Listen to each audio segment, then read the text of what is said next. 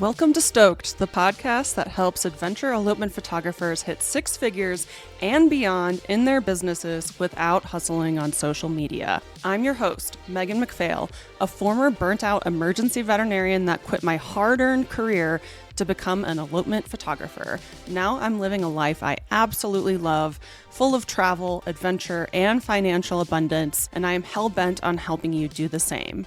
Are you ready to start booking out your calendar with dream couples in breathtaking locations and feeling genuinely stoked about your elopement photography business, life, and bank account? Then let's dive into this week's episode.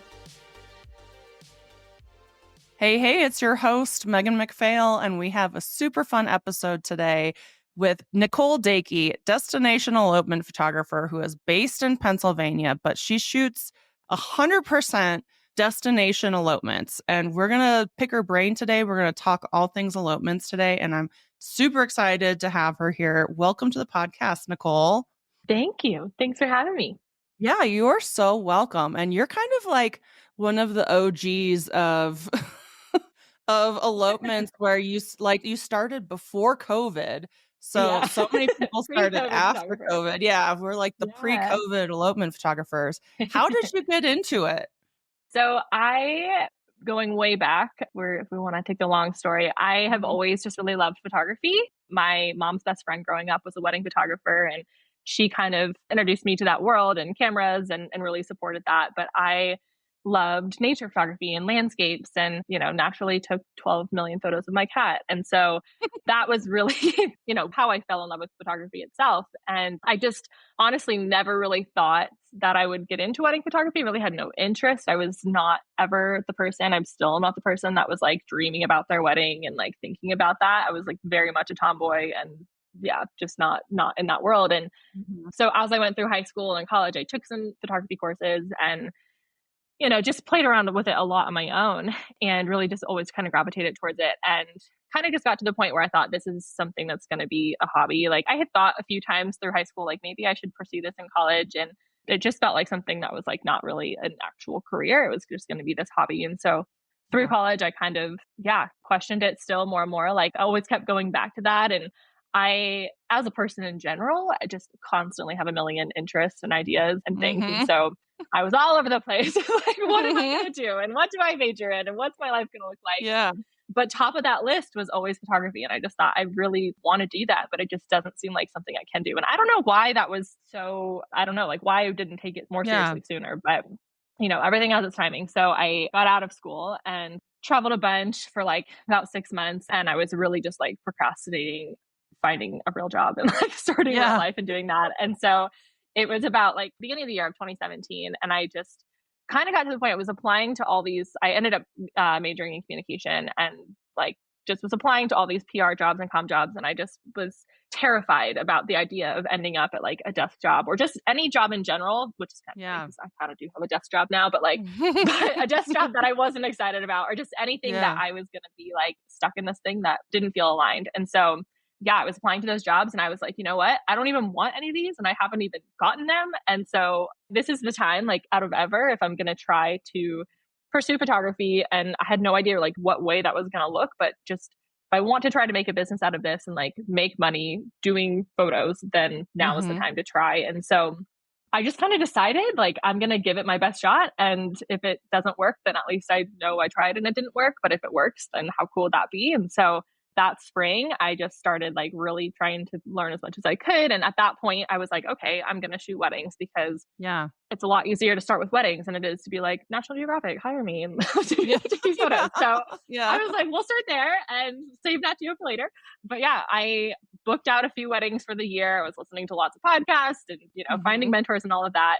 And then I think it was that May of 2017, on a whim, I had listened to a podcast from a guy, Robert Hill, if you know of him, and he was leading a year-long mentorship, and included in that was a week-long workshop in Iceland for the mentorship participants. And he was looking for a couple to model for that workshop. And so without even telling my boyfriend, I was like, I'm signing us up, thinking like, there's no way, but like, how cool would that be? And a couple of days later, we got the email that we were chosen. So went to Iceland. We were participants in this workshop for about a week, like all over Iceland. And I was like this faux, elopement bride basically. So we were shooting in hot springs and waterfalls and all the wonderful things that Iceland has. But also I was able to be a part of the business workshops. And that was really the first time that I learned like anything about just like the business side of being a photographer and making income off of this. And yeah, I had a few weddings, like traditional weddings booked for the rest of that year, but I hadn't shot any weddings at that point yet. And so I was still like so new. And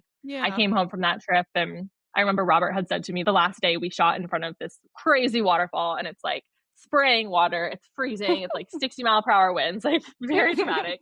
And I was like, this is so fun. Like, it was miserable and so cold, but like also thriving. And I was just like, this is incredible. And he said to me, he was like, you need to be photographing the bride that you were today. Like, that's just who you are. And I was like, 100%. Like, but does that exist? Because who else is crazy enough to like love this? And so it really inspired me to like try to make that possible. And it was at that point where I realized like, okay, yes, these are weddings, but I can really bring in that aspect of landscapes and travel and nature and being outside and all the things that are like very true to my core, and combine that with wedding days. And, like then it really evolved into realizing like, oh, I can help people have these experiences, which is like what I'm so passionate about. So yeah, that was kind of the start. And I came home and I was like, I'm going to be an elopement photographer. And I don't even know what that really means yet, but I'm going to figure it out. And I did. And yeah, by like the next year, I was pretty much solely shooting elopements. So it happened really beautifully.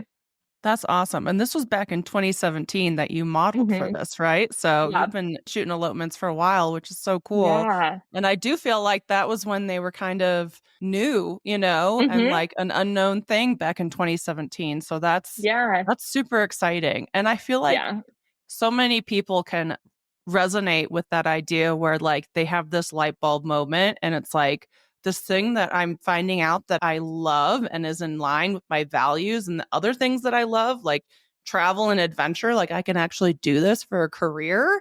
I don't have to go into PR or communications or whatever you were dreading. Like it all worked out perfectly for you, which is so cool. So what were some of the first elopements you ever booked? My very first one, at least the very first one that I shot, was in Acadia. And it was like maybe 3 to 4 hours. And I was just like, this is so cool. Like I remember spending the day and being like, because at that point I had shot a few weddings that I had been booked. And so, yeah, I just remember thinking like that was just such a different day. It was wildly different than the weddings I've experienced. The couple was so laid back. It was just everything about the day was very relaxed and laid back. And I was like very new to Acadia. I had been to Acadia a few times at that point, but was still pretty new to it. So I was like, this is amazing. It was just so cool to like be experiencing that. And then I think that was like late summer of 2018. And then that fall, I think I shot like 10 to 12. And it's funny because I remember like I had that weekend and then it was like 2 weekends later, I flew out west and I did like one in Sedona, one in Yosemite, and one somewhere else. It was like a trio and it was over like a week. Like now I will shoot, which I know this sounds so crazy to most people because it is a little crazy, but like I will shoot 4 to 5 elopements in a week. Like if I go to one place, I try to stack them as close as possible. And I'm, it's a lot of work, but I'm kind of like used to being in that flow. Yeah. So like that was a big chunk, but it wasn't anything crazy compared to like what I have done since then. But I just remember being like, oh my gosh, this is insane that I'm like in Sedona and then I'm in Yosemite. I think I had 2 in Yosemite because it was like 3 elopements, but maybe 2 locations. But I was like, part of me was like so exhausted. So I was like, this is so much travel and so much shooting. And now I'm like, that's like a chill week. Like that was good. But it was also just like, I just remember being so stoked about it. Like, oh my gosh, I'm in 2 of these incredible places. I get to like experience multiple days that are like entirely different. And that first year was just like, every day I was like, how is this happening? Like, this is just so cool. Like, it was just really reinforcing, that dream job. Like this can be a thing. And at that point, I started to really realize, well, I guess it was beginning of that year, like beginning of 2018, I went to Maddie May and the Hearns did a workshop in Yosemite. And that was, at that point, I really realized that was the first like really elopement focused workshop that I had been to. And my big takeaway from that was like, okay, if I am trying to shoot in all of these different locations, SEO is going to be my friend. That still reigns pretty true, but things have shifted a little bit since then because people just like had never heard about elopements. And so it's like, they're going to start this process, naturally they're going to go to Google. So that was a big light bulb moment of like, okay, this is how I can really target some of these locations and yeah, just hit a more diverse area of locations. And so that was like February. And then from like February to May, I just went all in on trying to figure that out and trying different things. And it was by May that I got my very first inquiry for an elopement via Google. And I was like, oh my gosh, this is another moment of like, this is working, this is happening. Yeah. And I still love that part of business where it's like kind of this game of guess and check. I mean, you know, you want to try to minimize that as much as possible and like learn things efficiently the right way. But there is this level of like, let me try this thing out and maybe it will work, maybe it won't. And sometimes it doesn't work, but when it works, it's like, this is awesome. This is like, yeah, you start to really see the potential and see how this can grow. And that year was full of that. And then they just started kind of rolling in and I was like, this is working. This is happening. And this is so freaking cool. Like, this is actually a thing. Hey photographer, do you dream of having a successful elopement photography business but don't know where to start? Imagine having the confidence to double or triple your prices, booking your calendar solid with dream couples and breathtaking locations, and feeling genuinely stoked about your business, your life, and your bank account? Then I'd like to introduce you to Stoked Academy, the go-to membership community for adventure elopement photographers that are ready to scale their businesses to 6 figures and beyond, all without hustling on social media. In Stoked Academy, you'll get access to everything you need to build a 6-figure business, like mastering marketing strategies, pricing for profit, elopement planning, worksheets, templates, spreadsheets, and so much more. Plus, you'll connect with a positive, supportive community of elopement photographers who are as passionate as you are. And the best part? It's insanely affordable, like less than the cost of a new memory card for your camera. Plus, as a member, you'll get to join me for a monthly group coaching call where we dive deep into strategies that will take your business to the next level. If this sounds awesome, then head over to stokedacademy.com to learn more about the membership and join us. I can't wait to see you in there. Yeah, and you bring up such a good point. I mean, entrepreneurship is so much about experimentation and data collection, you know, and a lot of people don't see it that way, but how you just explained it is perfect, where it's like, yeah, I'm going to try this thing and I'm going to see if it works, you know, and like, if it doesn't, that's just as good feedback as if it does, you know, because if it didn't, I know not to focus on that anymore. And yeah, or I learned something from that process of, yeah, you know, a takeaway. Yeah. Totally. So what are like your most common locations or favorite locations that you shoot? Because you don't shoot locally at all. You travel for everything. So what are these locations? Like, tell us more about them. Yeah. So I would say at this point, things have kind of shifted. I mean, those first few years, I was everywhere all the time and I loved that. And I still like parts of that, but then this is now like my 7th or 8th year of doing it. So it's, you know, I have to kind of find the balance to maintain sanity. But yeah, I would say at this point, about 40 to 50% of my year, probably close to like 40% of my year is in Acadia. And I love it up there. It's just, I love that it has a combo of like ocean, mountains, lakes, forests, everything. And it's all really accessible. So I've really dialed it up there and typically spend like a week or 2 in June and then a week or 2 in October. Those are kind of my prime times there.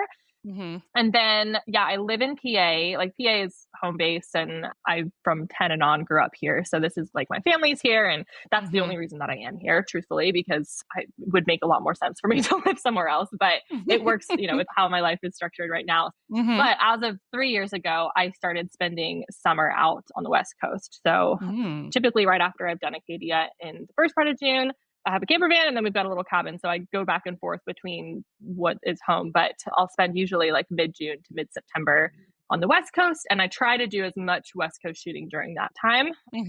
It's the best time to be out there, in my opinion, but it also is, you know, I'm out there, so I can try to condense it as much as possible. So yeah, the last few years, it's looked like I've shot a lot in Glacier. We're about 4 hours from Glacier from our place in Idaho. So that's an easier little route. And then a lot of the Washington parks, mostly like Mount Baker and Olympic. Olympic's one of my favorite places to shoot. I love it out there. And it's similar to Acadia in that fact where it's just like, it has all the things. Yeah.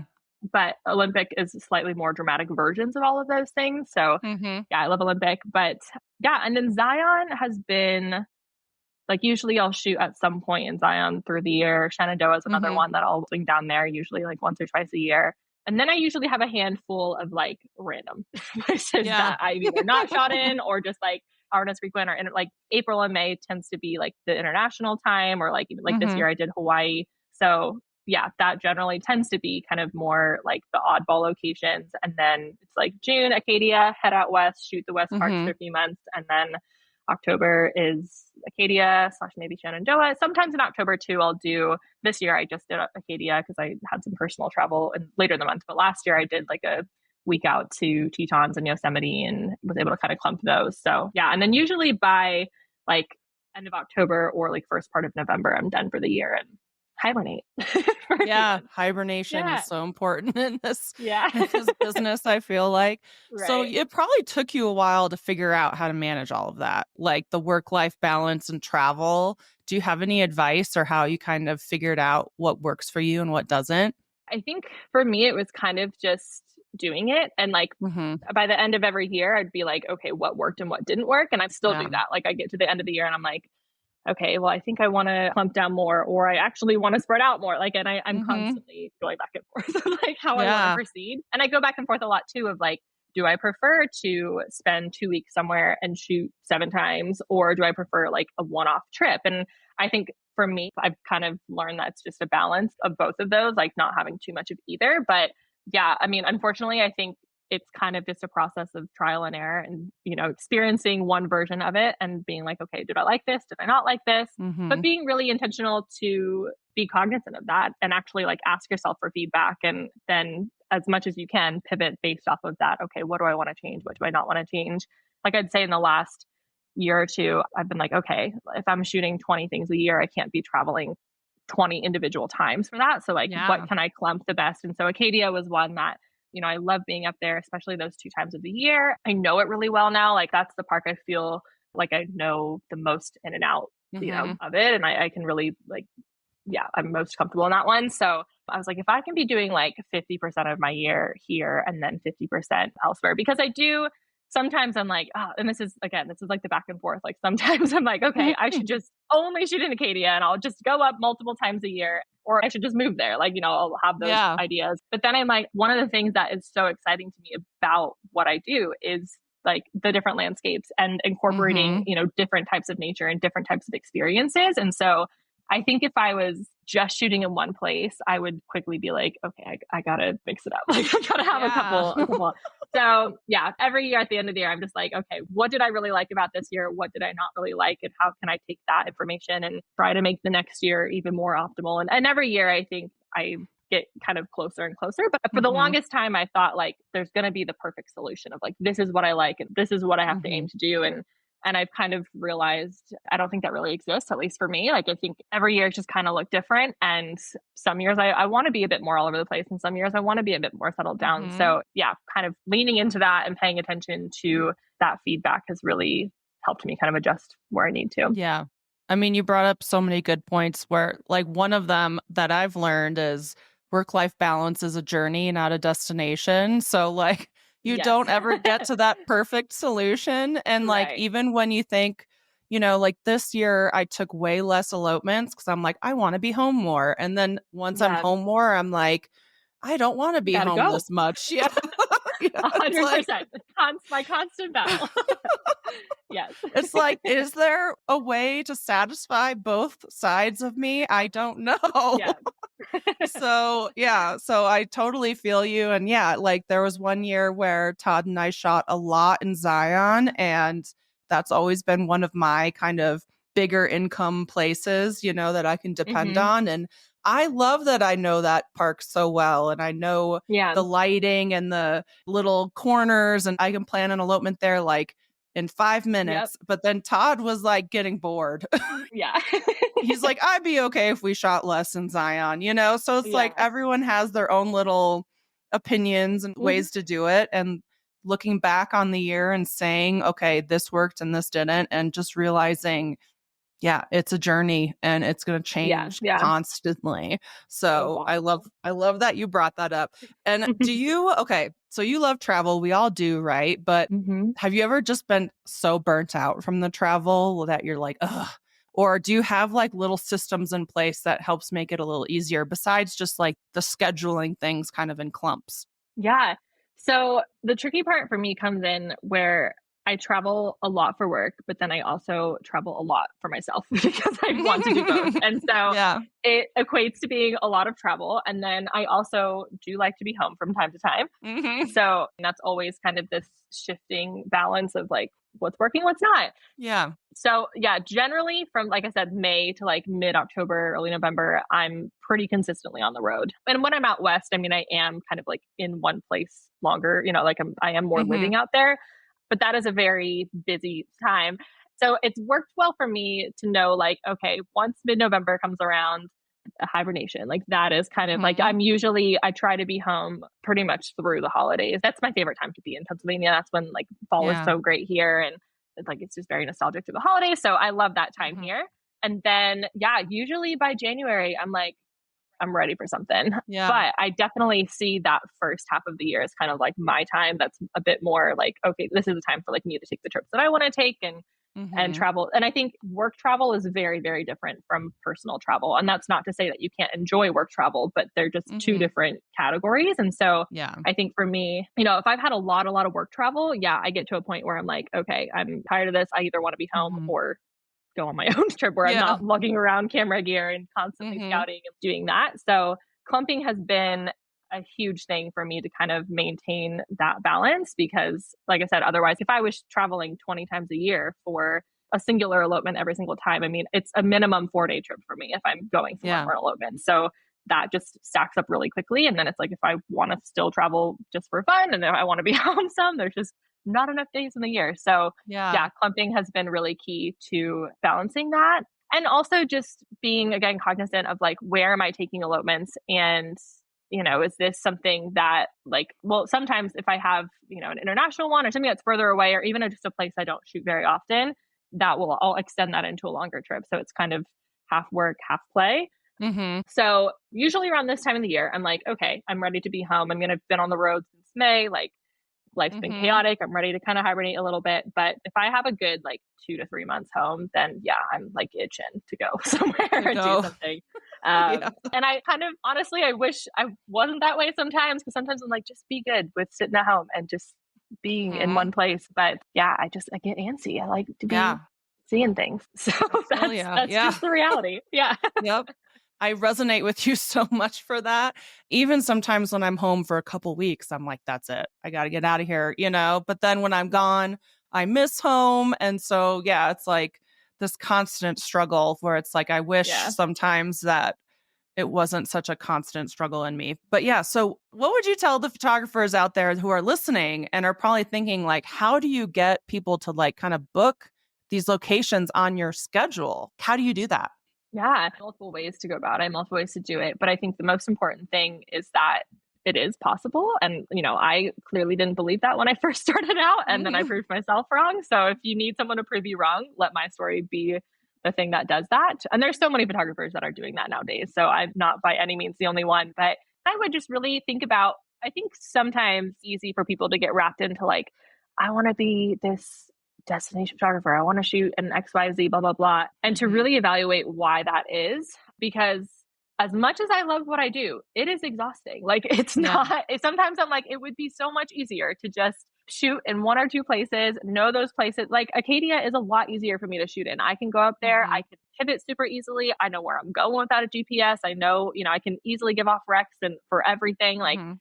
it is significantly easier than when I'm shooting in somewhere that I just don't even shoot as often, or when I'm shooting somewhere that I've never shot, or especially somewhere Yeah. I've never even been. So, the why has to be really strong. And for me, the why is like, I just thrive off of those experiences. I really love Mhm. to, like everything with elopements really comes down to, for me, being able to create outdoor and travel experiences for people. It's really shifted even kind of away from the photo aspect. And it's more about like, I know I love to travel. I know I love to be outside. And Mhm. how can I help other people have that experience? And so switching up where that is and what we're doing and what those days look like is the thing that's really stimulating for me. And so Mhm. I think if, like I said, if I was shooting in a singular location, I would lose that element and it would just not be what I want it to be for me. So that's what it is for me. But that doesn't mean that it is that way for everyone or should be that way for everyone. And so I think just being really, really honest with yourself of like, do I want to be shooting in all these different locations because it sounds cool and because I want to travel and because of whatever reason? And is that reason enough to like build a whole business off of it? Or could I still achieve those results with just traveling on my own or, going somewhere and setting up a shoot and trying that out? Because it would be a real bummer to like work really hard at creating your dream business and then you do it and you realize this actually isn't what I really want. Yeah. So I think just really analyzing the why behind why it is that you want to maybe shoot in those locations and then going from there. But with all that to say, if you get to that point and you're like, yeah, I do want to do this and, for whatever reason, I think it's really doable. And I think just kind of starting maybe with a few different locations of like, okay, I know this well, I can maybe work some stuff up here and then go to those places. Like you have to I mean, you don't have to do what you want to do, but I think it's going to be so much easier. So much easier for you to have been in that location. And I say that, and I will rarely shoot in a location that I haven't been to, but I've also just been to a lot of locations at this point because I've traveled a lot on my own. And that's been a result of this business. So like, it's hard to be like, don't shoot somewhere you've never been. Cause sometimes it's like, well, it's hard for me to get there. And I understand that totally. But yeah, if you can get there and shoot a random couple, like literally find some people that you can just approach and be like, can I take your photos for a few minutes? Getting content from that place, seeing that place for the first time, or, getting your own like taste of what it's all about and what would be cool and what wouldn't be good. And just understanding it logistically is going to be a major first step in bypassing a lot of trial and error, bypassing a lot of logistical pain and headaches and nightmares and probably reaching a version of your own success much more quickly. Yeah, that's 100% what I recommend to people is like choose some locations and get to know them really well and get the content there and understand them and hike the trails and go to the local places and talk to the local vendors and stuff, because shooting places that you've never been to is rough. Well, not rough, but it's hard and it's exhausting. It's a lot more logistical stuff to think about. Yeah, it's way more. Yeah, it's and not even from like a photography standpoint. I think, at least for me personally, it's like I just need to have an understanding of how this location operates as a whole. Like, what are traffic patterns like, and how far are these things from here to there? And on Google Earth, it looks like this, but is this actually how it looks like? And I'm pretty decent at this point of going in and being able to like find good light and a good background pretty much wherever I am. But just understanding a place logistically, and that's such a big part of elopement days, right? Like your couple is trusting you to like kind of lead this as much as we may or may not like that. That is just kind of part of the gig. And yeah, at least for me, like I need to feel like I have 110% idea of what this is going to look like as a whole for me to feel comfortable of like, okay, yeah, I can like lead an experience in this location and then the photos can happen. But I need to be able to like comfortably know this place. Same. I need to know where the bathrooms are. I need to know where the parking is. Like I need to know all the things. Backup plans just in case, Yeah. And I got to know also how to communicate the expectations to the couple, like I don't want to just take them somewhere and not really like have been there before and not be able to be like, okay, like this is where we're going to do this hike. That's this incline and it's going to be really easy versus like anything else. So I think managing expectations and really being able to communicate with your couples is huge too. And that comes from understanding, just having like a bird's eye view for the location, but then also knowing all the little details of it too is so important. And if you're constantly shooting in new places, that's exhausting. Whereas if you can like have your kind of the things I depend on for my income are like my money makers, like those locations I know inside and out, they're easy for me. And then if you sprinkle in some extra places I haven't been, that's cool. Like I can have fun with that. The energy balances out.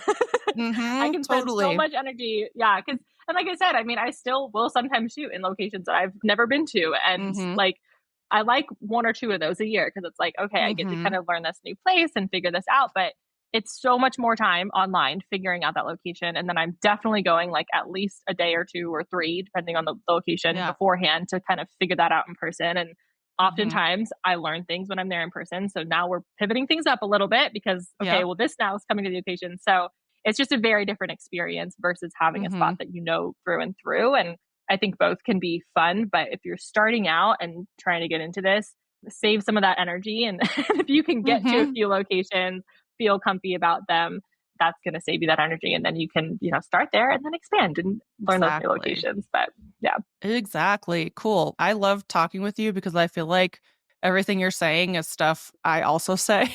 And for some reason, that's like, even though I've been doing this for like the same amount of time, it's just like affirming to be like, oh yeah, I have all these same thoughts and feelings.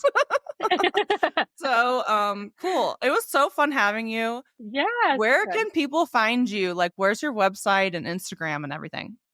Yeah. So everything is just under my name, which is, I have a weird last name. So that probably wasn't the best choice when I started this, but it's Nicole Daacke, Daacke. People think it's Daacke, Dake, all the different things. But Nicole Daacke. So Instagram's Nicole Daacke. My website's Nicole Daacke Photography. So definitely, if you're listening, go give her a follow. Her photos are beautiful. You can see all the locations that she's been photographing at. And I hope that you found this inspiring and learned a lot. And thank you so much for being on the podcast, Nicole. I really appreciate it. Having me. This was fun. Yeah, this was fun. We'll see you next week. Thanks so much for joining us on this week's episode of Stoked. If you enjoyed the show and you'd like to help support the podcast, please subscribe, leave a review, and tell a friend. If you're looking for more inspiring elopement photography content, check us out on Instagram at Megan McPhail. And if you'd like to hear more about my business coaching and how I can personally help you hit six figures as an elopement photographer, then check out my website at www.meganmcphail.com.